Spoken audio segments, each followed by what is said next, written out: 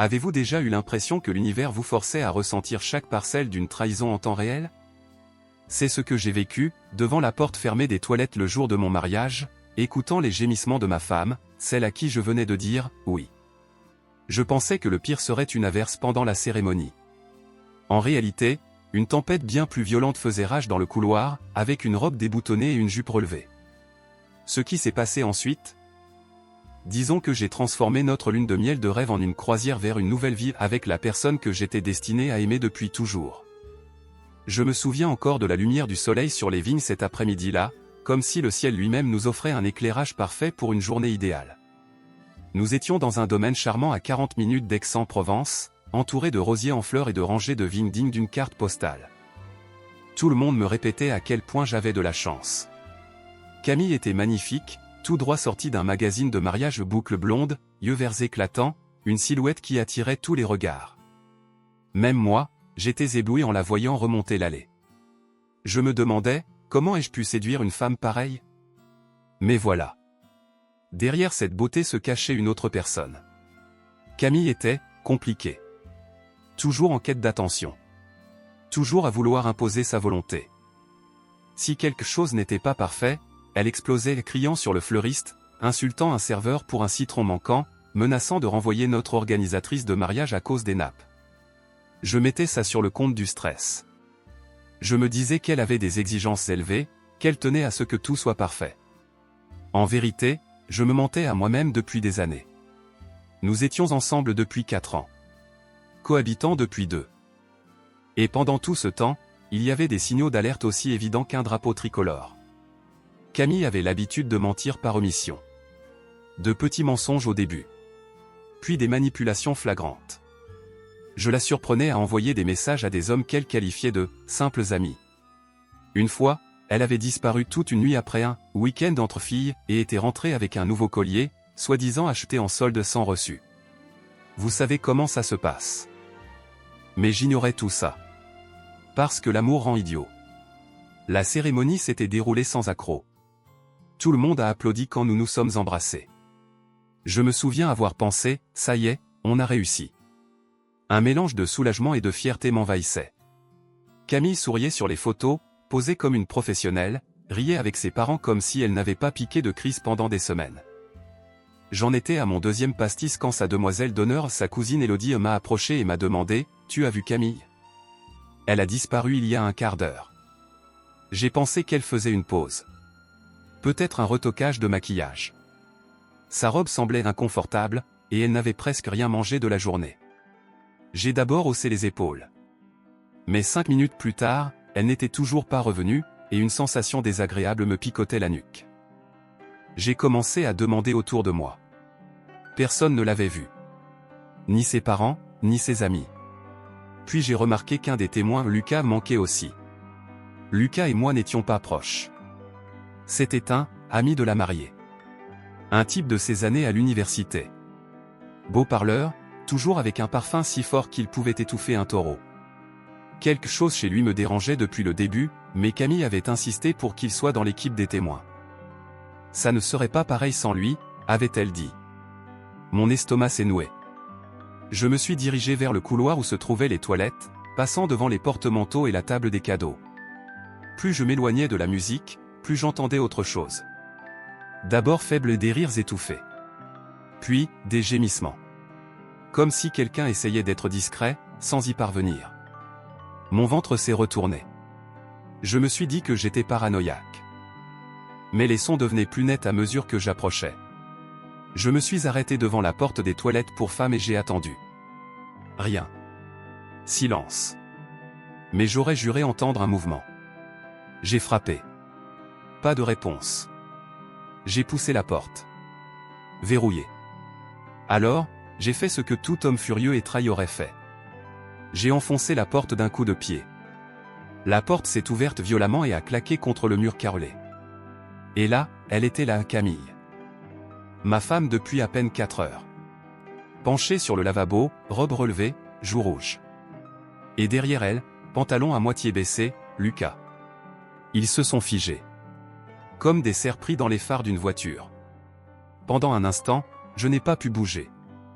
Le monde entier s'est arrêté. La musique, les conversations, le tintement des verres à la réception, tout a disparu. Tout ce que j'entendais, c'était le sang qui battait dans mes oreilles. Puis la rage a pris le dessus.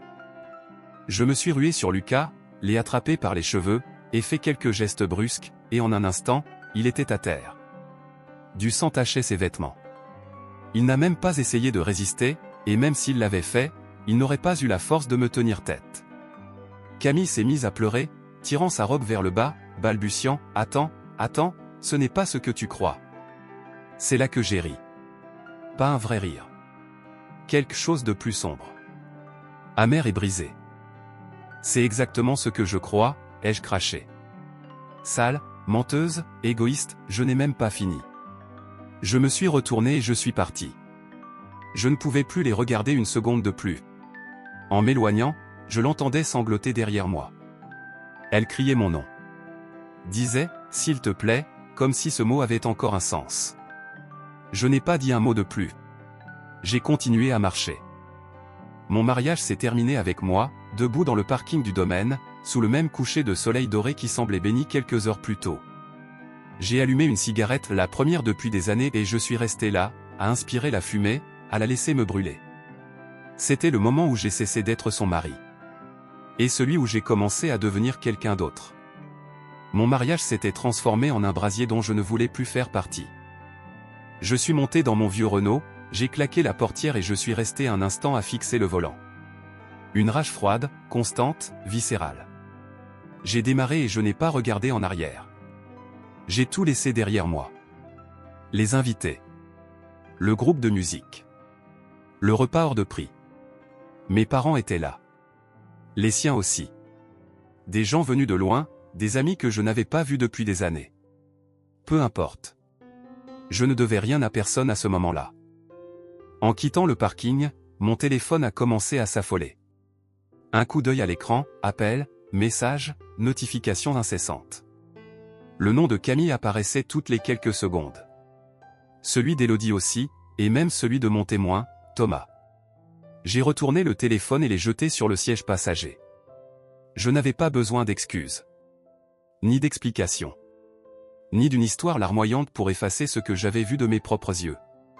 Le trajet jusqu'à chez moi fut flou. Pas de musique. Les vitres baissées. La nuit tombait, et l'air frais m'a un peu calmé à peine. Arrivé à l'appartement, je me suis garé dehors et je suis resté là 1 minute. Nous y vivions depuis 2 ans. Elle l'avait hérité de son grand-père. Elle l'avait décoré, rempli de plantes et de meubles blancs que je n'avais pas le droit de toucher si j'avais travaillé dehors. Cet endroit ne m'avait jamais vraiment appartenu. Juste un lieu où j'avais la chance d'être toléré. Mais ce soir-là, il était à moi. Je suis entré, j'ai retiré mes chaussures de costume et je suis allé directement dans la chambre. J'ai pris mon vieux sac de sport dans le placard et j'ai commencé à y jeter des affaires. Quelques vêtements, ma trousse de toilette, un chargeur, l'argent de secours que je gardais dans une boîte à cigares sous mes chaussettes. Moins de 20 minutes pour tout emballer. J'ai ouvert le tiroir de sa coiffeuse où nous rangions nos documents de voyage. Ils étaient là 2 billets de croisière dans une pochette brillante. 14 jours en Méditerranée. Suite avec balcon. Tout compris. Ça devait être la lune de miel parfaite. Le début d'une vie à 2.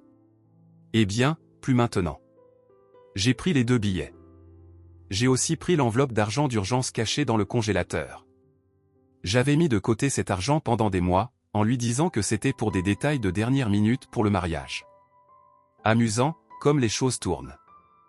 Ensuite, je me suis assis à mon ordinateur et j'ai accédé à notre compte bancaire commun. Nous n'avions qu'une seule carte de crédit partagée et elle n'en connaissait même pas le mot de passe. Tout le reste était à mon nom. J'ai désactivé la carte. J'ai transféré l'argent des cadeaux de mariage sur un compte d'épargne personnel.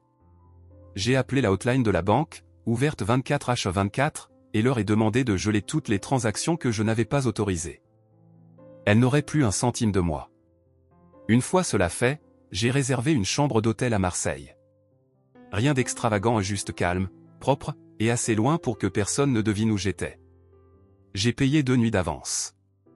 Je me suis dit qu'il me faudrait au moins 1 nuit pour remettre mes idées en place avant de décider quoi faire ensuite. J'ai pris la seule photo encadrée de nous sur l'étagère du couloir, notre photo de fiançailles au bord du lac d'Annecy, et je l'ai retournée face contre le bas. Je l'ai laissée comme ça. Je n'ai pas pris la peine de verrouiller la porte en partant. Je ne sais pas pourquoi. Peut-être que je voulais qu'elle entre et réalise que j'étais passé. Que j'avais pris une décision. Que c'était fini. Je suis remonté dans ma voiture, j'ai éteint mon téléphone complètement, et j'ai roulé jusqu'à l'hôtel. Le réceptionniste m'a donné une carte magnétique et m'a dit « Félicitations » en voyant mon costume. J'ai hoché la tête poliment sans rien dire. J'étais trop fatigué pour expliquer que ma nuit de noces s'était terminée dans des toilettes, avec une trahison si abjecte que je pouvais encore en sentir l'amertume. La chambre était calme. Propre. J'ai posé mon sac, retiré ma cravate, et je me suis assis sur le bord du lit. J'ai fixé le mur longtemps. Mon esprit s'emballait, mais mon corps semblait lourd, comme si j'avais été percuté par un camion. Et puis ça m'a frappé, Camille n'avait aucune idée d'où j'étais. Ni de ce que j'avais pris. Ni de ce que je préparais ensuite. Pour la première fois depuis des années, j'avais l'avantage. Je n'ai pas beaucoup dormi cette nuit-là à l'hôtel. Mon corps était immobile, mais ma tête ne s'arrêtait pas. Chaque fois que je fermais les yeux, je revoyais son visage dans les toilettes, figé par la culpabilité et la honte. Le lendemain matin, je me suis levé tôt, douché, et je me suis regardé dans le miroir plus longtemps que nécessaire. J'avais une sale tête. Yeux gonflés, cernés de rouge, comme si j'avais nagé dans de l'essence. Mais quelque chose en moi avait changé. Je n'étais pas seulement blessé. J'étais déterminé. J'avais du pain sur la planche. Première étape, mon avocat. Je n'ai pas appelé avant. Je me suis présenté à son cabinet dans les mêmes vêtements que la veille, froissés, légèrement tachés de vin rouge à cause du bar. Marc était l'avocat de mon père depuis des années, et il me connaissait assez pour ne pas poser trop de questions. En me voyant, il s'est levé de son bureau et a dit « On dirait que tu t'es fait renverser. Assieds-toi. » Que s'est-il passé ? Je veux demander le divorce, ai-je répondu. Il a cligné des yeux une fois. 2 fois. Puis il a hoché la tête lentement et a attrapé un carnet. Non. Camille, ai-je dit. Motif ? J'ai marqué une pause et répondu « Différents irréconciliables ». Marc a haussé un sourcil. C'est le terme qu'on utilise quand on veut rester courtois. Je l'ai regardé. On est loin de la courtoisie. Il n'a pas insisté. Il a juste commencé à écrire. Le processus a été plus rapide que je ne le pensais. Il m'a posé des questions sur les biens, les comptes, la propriété. Je lui ai parlé de l'appartement légalement à elle, mais où nous vivions tous les deux. Je lui ai dit pour l'argent que j'avais pris et les cartes que j'avais bloquées. Il hochait la tête, prenant des notes comme s'il avait vu ce scénario 100 fois. Je vais préparer les documents, a-t-il dit. En sortant de son bureau, le soleil était haut et brûlant. Je me suis arrêté sur le trottoir et j'ai sorti mon téléphone. Je l'ai rallumé pour la première fois depuis la veille. Des dizaines d'appels manqués. Des messages d'amis, de la famille, et de Camille elle-même. Je n'en ai lu aucun. J'ai ouvert mes contacts et fait défiler jusqu'à un nom que je n'avais pas touché depuis un moment. Marie. On se connaissait depuis qu'on avait 5 ans. On avait grandi à 3 maisons l'un de l'autre, à Lyon. On faisait du vélo jusqu'à l'épicerie du coin, on partageait des glaces à la vanille au café du quartier. On était restés en contact au fil des années, mais la vie nous avait éloignés. Elle était devenue infirmière. Moi, chef de chantier. Ville différente, vie différente. Mais quand on parlait, c'était fluide. Comme si le temps n'avait pas passé. J'ai appuyé sur « Appeler ». Elle a répondu à la 3e sonnerie. « Tiens, le marié du jour », a-t-elle plaisanté. « Alors, la vie de mariée ?» Je n'ai pas répondu tout de suite. « Paul », a-t-elle dit, soudain sérieuse. « Qu'est-ce qui s'est passé ?» Je lui ai tout raconté. Les toilettes. Lucas. Le retour chez moi. L'hôtel. La demande de divorce. Je n'ai pas pleuré. Ma voix n'a pas tremblé. J'ai juste exposé les faits. Marie est restée silencieuse un long moment. Puis elle a dit, « C'est la chose la plus affreuse que j'ai entendue. Je ne sais même pas quoi dire. » « Tu n'as rien à dire, ai-je répondu. J'avais juste besoin que quelqu'un sache. Elle a soupiré dans le téléphone. Tu ne devrais pas être seul en ce moment. Trop tard pour ça. Non, a-t-elle dit, plus fermement. Je suis sérieuse. Laisse-moi venir te voir. J'ai hésité. J'ai toujours ces billets de croisière. 2. Un autre silence. Puis, doucement, elle a dit, je fais ma valise. 2 jours plus tard, nous nous sommes retrouvés au port de Marseille. Elle avait une valise à roulettes et un air qui disait qu'elle n'était pas sûre que tout ça soit réel. Je ne l'avais pas vue depuis plus d'1 an.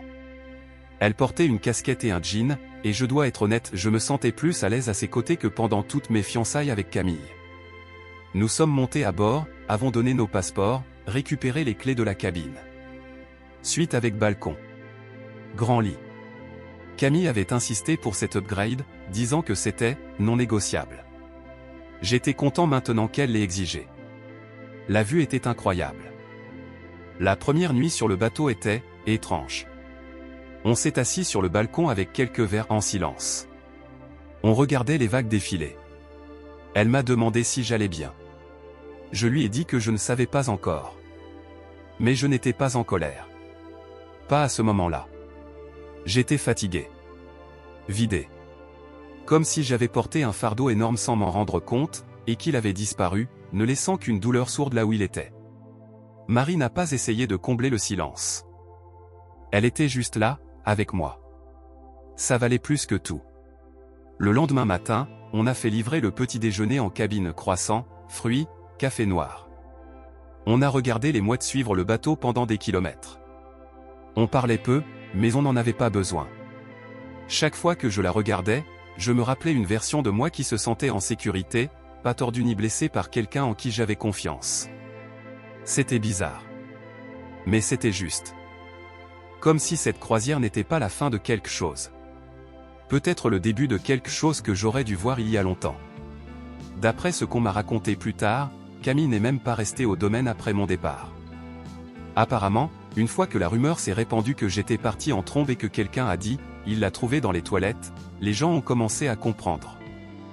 Ses parents l'ont trouvé dans une salle à part, en larmes, robe à moitié fermée, maquillage défait, et Lucas avait disparu. Bien fait pour lui, franchement. Camille a supplié son père de la ramener chez elle. Sans clé, sans téléphone, sans même son sac à main laissé quelque part près de la table des desserts, je crois. D'après sa cousine Élodie, elle est restée silencieuse tout le trajet, regardant par la fenêtre. Sa mère lui demandait ce qui s'était passé. Elle murmurait juste « j'ai tout gâché ». Quand ils sont arrivés à l'appartement, il était presque minuit.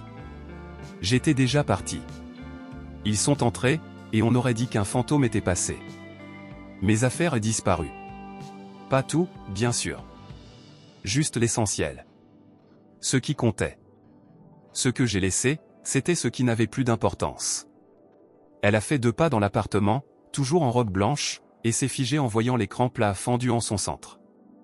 Pas par moi, je tiens à le préciser. Je n'ai rien cassé en partant. C'était elle. Elle devait s'attendre à pouvoir pleurer, supplier, inventer une histoire sur le stress ou je ne sais quoi, comme elle le faisait toujours quand elle était prise en flagrant délit. Mais il n'y avait rien à discuter.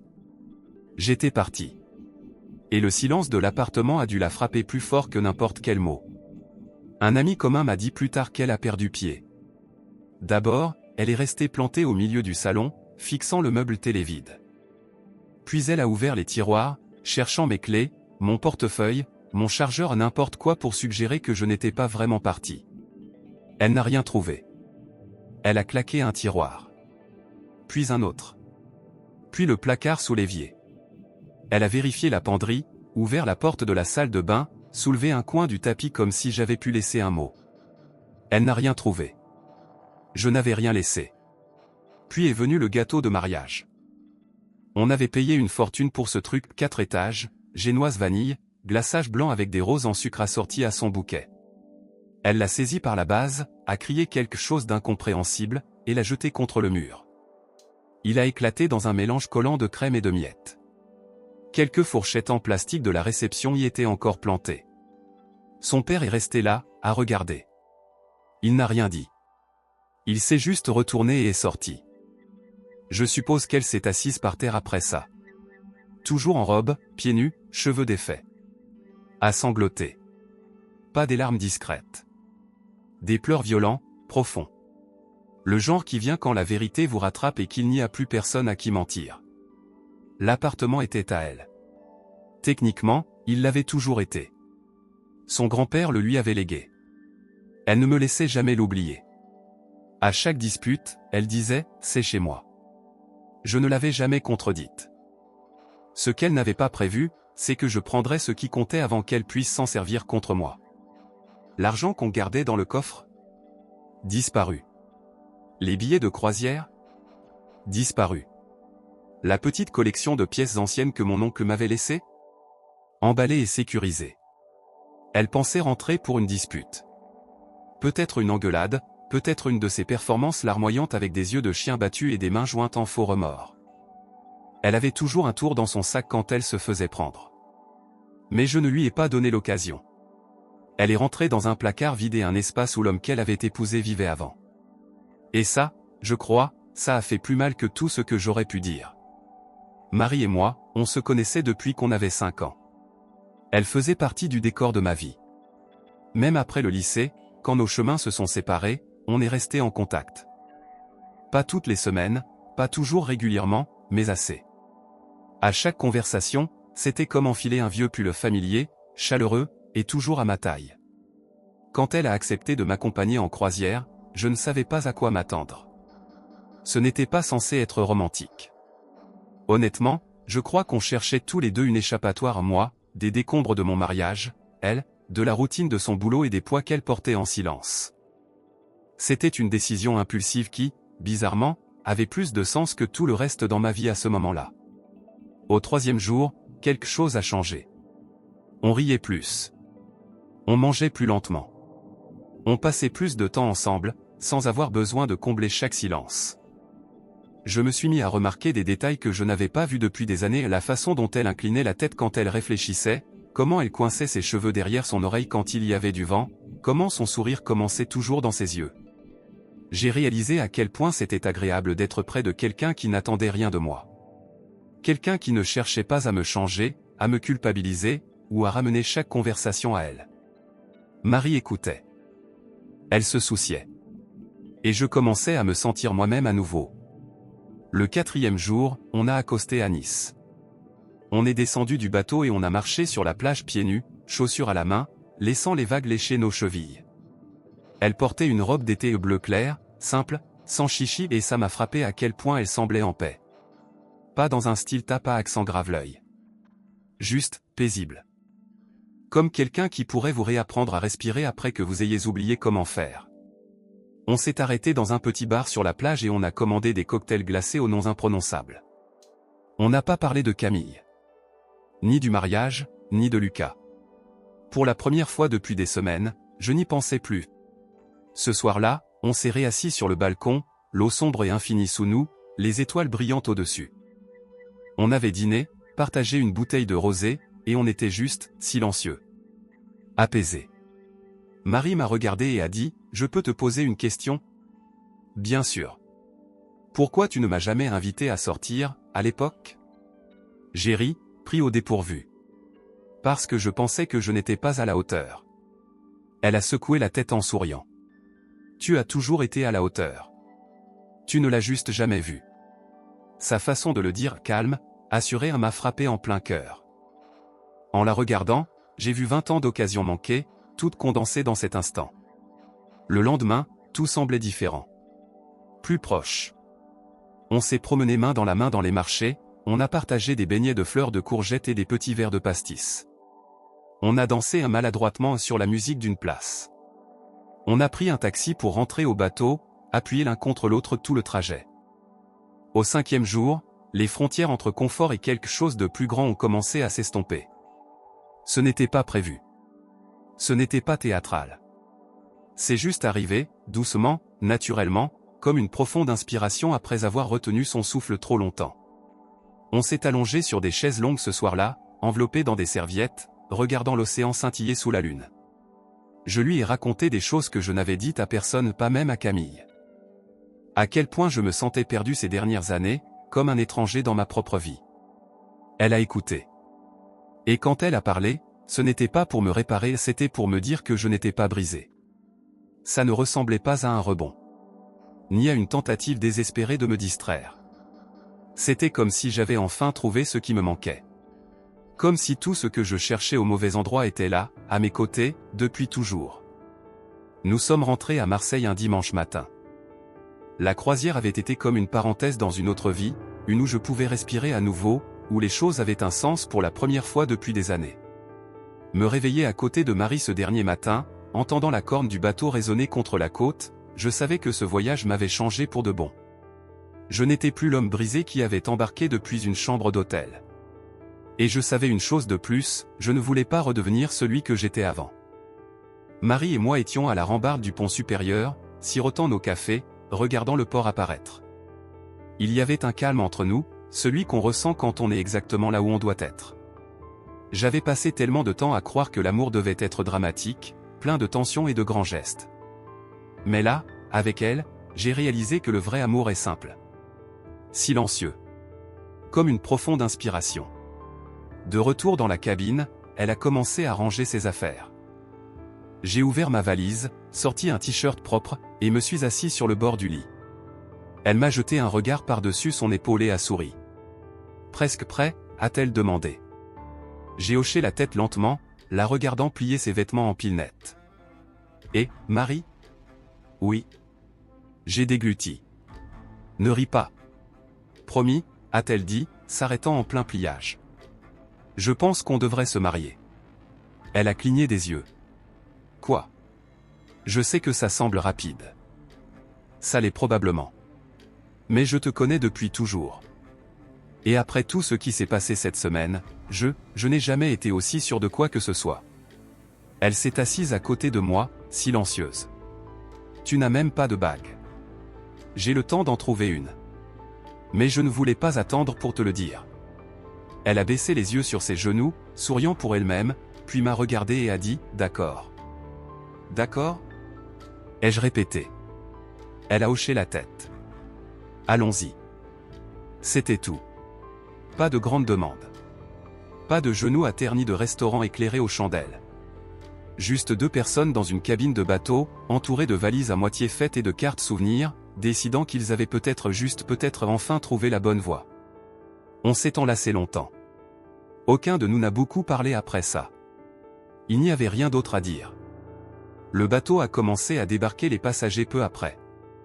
On a rassemblé nos affaires, descendu la passerelle, et on est sorti sous le soleil. L'air sentait la crème solaire et les gaz d'échappement, un mélange étrange qui, bizarrement, m'a ancré. La réalité m'attendait. Mais cette fois, j'étais prêt. Et puis, comme dans une mauvaise comédie, je l'ai vue. Camille. Elle était là, au bord du quai, près de la barrière de sécurité. Cheveux bouclés, lunettes de soleil relevées sur la tête, portant un chemisier chic comme si elle allait bruncher plutôt que guetter au port. Je ne sais pas comment elle savait où nous accostions. Peut-être avait-elle vérifié l'itinéraire. Peut-être avait-elle deviné. Mais elle était là, scrutant chaque visage descendant du bateau. Mon cœur a chaviré une seconde.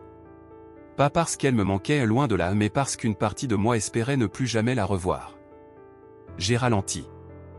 Marie était à côté de moi, tirant sa valise, parlant d'un restaurant près de l'aéroport qu'elle voulait essayer. Je n'ai rien dit. J'ai juste pris son bras doucement et nous ai fait zigzaguer à travers la foule de passagers et d'employés du port. Camille ne nous a pas vus. Ou si elle l'a fait, elle ne m'a pas reconnu.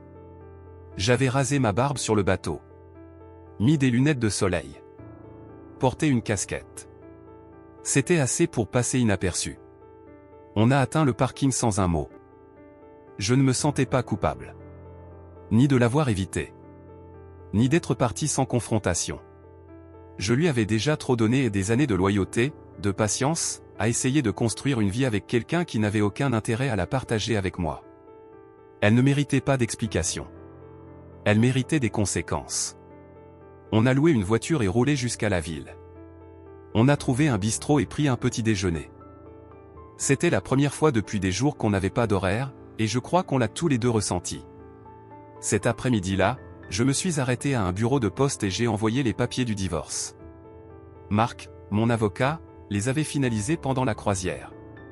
Je les avais fait imprimer et signer, scellés dans une grande enveloppe avec son nom et notre ancienne adresse. Je les ai tendus à la guichetière et payé un supplément pour une livraison le lendemain. Elle m'a demandé, vous voulez une enveloppe retour? Non, ai-je dit. Elle n'en aura pas besoin. J'espérais que Camille comprendrait le message. Vraiment. Après tout, mon départ, le silence, les papiers envoyés et je pensais qu'elle ferait ce que ferait toute personne avec un minimum de honte, signer, disparaître, et laisser les choses se terminer discrètement. Mais j'avais oublié à qui j'avais affaire. Elle a refusé. Alors, l'affaire a été fixée pour un procès. Mon avocat, Marc, a été bref. Ce sera simple, a-t-il dit. Elle n'a aucun argument. On entre, on raconte, on sort. Mais l'idée de la revoir me tordait l'estomac. Je ne l'avais pas vue depuis ce jour auquel et même là, j'avais fait en sorte qu'elle ne me voie pas. Le matin de l'audience, Marie est venue avec moi. Elle a insisté. Elle a dit qu'elle ne me laisserait pas entrer dans ce tribunal seule. Je ne peux pas expliquer combien ça comptait. Sa simple présence à mes côtés dans la salle d'attente rendait tout moins lourd. Quand Camille est entrée, l'atmosphère a changé. Elle était habillée comme pour un shooting de mode talon, sac de marque, maquillage parfait, cheveux en vagues impeccables. Elle a balayé la salle du regard, s'attendant probablement à me voir seule. Et puis elle a vu Marie me tenant la main. Son masque s'est fissuré instantanément. Son visage a changé, sourcils levés, bouche légèrement ouverte, comme si elle n'en croyait pas ses yeux. Elle s'est dirigée vers nous, talons claquants sur le carrelage, et a dit dans un chuchotement sec, « Sérieusement ? Tu l'amènes, elle ?» Je n'ai pas scié. Je l'ai regardée dans les yeux et j'ai dit, « Bonjour, Camille. » Sa voix a grimpé vite. « Comment as-tu pu ? Pourquoi tu ne m'as pas parlé ? C'est quoi, tout ça ?» Les gens commençaient à regarder. Un huissier s'est raclé la gorge. Je me suis levé lentement et j'ai répondu assez fort pour que tout le monde entende. « On ne parle pas dans des toilettes, ai-je dit. » On gémit. On aurait pu entendre une mouche voler. Marie a baissé les yeux, cachant un sourire. « Camille ?» Elle est devenue rouge écarlate. Elle a essayé de parler, mais rien n'est sorti. Sa bouche s'ouvrait et se fermait comme si elle avait oublié comment parler. L'huissier nous a dit de nous asseoir et d'attendre l'appel de l'affaire. Elle s'est éloignée en soufflant et s'est assise à 3 chaises de nous, bras croisés comme une ado en retenue. La salle d'audience n'était pas grande. Juste une de ces salles de tribunal de province avec une moquette grise, des chaises en plastique et un micro qui grinçait. Nos noms ont été appelés 15 minutes plus tard. On s'est levé, on est entré, et on a fait face au juge. Camille avait un avocat. Un jeune, probablement tout juste sorti de la fac, l'air plus nerveux que nous. Marc s'est penché et a murmuré, « Ce sera fini en 15 minutes. » Le juge a posé les questions standards. Nom, date du mariage, motif du divorce. J'ai répondu clairement, en m'en tenant aux faits. Marc a expliqué qu'on demandait le divorce pour différents irréconciliables, citant les circonstances d'abandon et de trahison émotionnelle, et mentionnant que j'avais tenté de résoudre les choses à l'amiable avant d'aller en procès. Puis l'avocat de Camille s'est levé, a ajusté sa cravate, et a parlé de « traitement injuste, manque de communication et préoccupation sur les biens ». Le juge a haussé un sourcil. « Cela concerne-t-il l'incident à la réception du mariage ?» a demandé le juge. C'est là que Marc s'est levé. « Votre honneur, avec la permission du tribunal, nous avons un témoin qui peut clarifier cet incident. » La porte s'est ouverte. Lucas est entré. Oui, ce Lucas. Il avait l'air misérable. Il n'a même pas croisé mon regard. Il s'est avancé et a prêté serment. Votre nom ? Lucas Moreau. Et votre relation avec le couple ? J'étais témoin à leur mariage. Pouvez-vous dire au tribunal ce qui s'est passé le soir du mariage ? La voix de Lucas s'est brisée. J'ai fait une erreur. J'étais ivre. J'étais avec Camille. Elle m'a fait des avances. J'aurais dû arrêter. Paul nous a surpris. La salle s'est tue. Le juge a hoché la tête. A griffonné quelque chose. Puis a regardé Camille. Niez-vous ce récit ? Camille n'a pas répondu tout de suite. Puis elle a lâché, ça ne change rien au fait qu'il est parti sans un mot. Le juge a levé la main. Madame, vous avez commis un adultère le jour de votre mariage. dans les toilettes du lieu de réception. Qu'il soit parti est peut-être la chose la plus polie dans toute cette histoire. Sa mâchoire s'est crispée. Le juge s'est adossé et a dit, en disant sur ce banc, c'est peut-être le mariage valide le plus court dont j'ai eu à traiter. Affaire accordée. Divorce prononcé. Coup de marteau. On s'est levé. J'ai remercié le juge. Lucas m'a fait un faible signe de tête et est parti vite. Marie et moi sommes sortis du tribunal main dans la main. Camille est restée derrière, fulminante. À peine sortie dans le couloir, elle a explosé. Elle bouillonnait pendant toute l'audience, mais là, elle a perdu tout contrôle. « Tu as tout pris », a-t-elle crié, assez fort pour attirer l'attention. « L'argent, la croisière, les bijoux de mon grand-père, où sont-ils » Je me suis arrêté. Je me suis retourné, les regarder droit dans les yeux. Je n'ai rien qui ne m'appartienne pas. Ça l'a mise hors d'elle. Elle m'a pointé du doigt comme si elle plaidait dans une série judiciaire. Tu es un voleur. Un menteur. Tu as tout planifié. Je n'ai rien dit de plus. Marie m'a tiré doucement par le bras, mais j'ai tenu bon. Une petite foule se formait et des gens d'autres audiences, du personnel du tribunal, même l'huissier de notre procès, une main sur sa radio. Tu crois que tu vas t'en sortir en jouant la victime, a-t-elle continué. Tu m'as utilisé. Tu as pris mon argent. Ton appart est toujours là, ai-je dit. Avec ton nom sur le bail. Et un mur plein de glaçage et de miettes pour te souvenir de moi. Quelques rires étouffés derrière nous, ce qui l'a rendue encore plus hystérique. Elle s'est avancée, main levée comme pour me gifler. Je n'ai pas bougé. Pas même cligné des yeux. Mais avant qu'elle ne puisse m'atteindre, l'huissier est intervenu, calme mais ferme. Madame, reculez. Elle n'a pas obéi. Elle s'est tournée vers lui, criant que j'avais ruiné sa vie et volé ses affaires. Il l'a avertie une fois, 2 fois. Elle l'a ignoré. Puis elle l'a poussé de pas fort, mais assez pour dépasser les bornes. C'en était trop. 2 officiers sont arrivés et l'ont retenue doucement mais fermement. Elle s'est mise à pleurer, fort, presque théâtralement. Toute la scène était chaotique, comme une mauvaise pièce de théâtre. Je regardais, silencieux. Sans triompher. Sans sourire. Si quoi que ce soit, j'avais juste pitié d'elle. L'officier a pris ma déposition. Je lui ai dit qu'elle avait essayé de me frapper. Il m'a demandé si je voulais porter plainte. J'ai dit non, mais je voulais que ce soit noté. Ils l'ont condamnée sur place pour trouble à l'ordre public et atteinte à la sécurité du tribunal. Elle n'a même pas protesté. Elle s'est assise par terre, sanglotant dans ses mains. Marie et moi sommes partis. Nous sommes sortis du tribunal lentement. Le ciel était bleu, les oiseaux chantaient une de ces journées de printemps clair où l'air sent l'herbe fraîche et les possibles. Je pouvais enfin respirer. On est monté dans la voiture. Je suis resté une seconde derrière le volant avant de sortir mon téléphone. J'ai fait défiler mes contacts. Trouver le nom de Camille. Et enfin appuyer sur « Bloquer ». J'ai passé en revue chaque appli réseaux sociaux, messages, email. Je l'ai bloqué partout. Supprimer son numéro. Effacer les photos. Table rase. Plus d'accès, plus de drame, plus de ponts pour qu'elle revienne. Marie m'a regardé et a souri. Fini, a-t-elle demandé. Fini, ai-je dit. Dans 2 semaines, notre mariage. Celui-ci ne sera pas dans un domaine avec des chaises hors de prix et des cocktails sur mesure. On fait simple. Jardin. Guirlandes lumineuses. Tacos et bières fraîches. Des gens en qui on a confiance, des gens qu'on aime. Marie a choisi une robe bleue plutôt que blanche. Elle a dit qu'elle ne voulait pas faire semblant d'être dans un conte de fées. Elle voulait que ce soit vrai. Je ne pouvais pas être plus d'accord. Pas de stress. Pas de mensonge. Pas de marche sur des œufs. Juste de la paix. On a passé ces derniers jours à tout préparer, récupérer des chaises pliantes à la salle communale, goûter des pâtisseries dans une petite boulangerie de la rue principale, créer une playlist sur son vieil ordinateur avec des chansons qui comptent pour nous. Pas de filtre Instagram pour un mariage parfait, juste 2 personnes qui se marient parce qu'elles le veulent, parce qu'elles savent ce qu'est la douleur et se sont choisies malgré tout.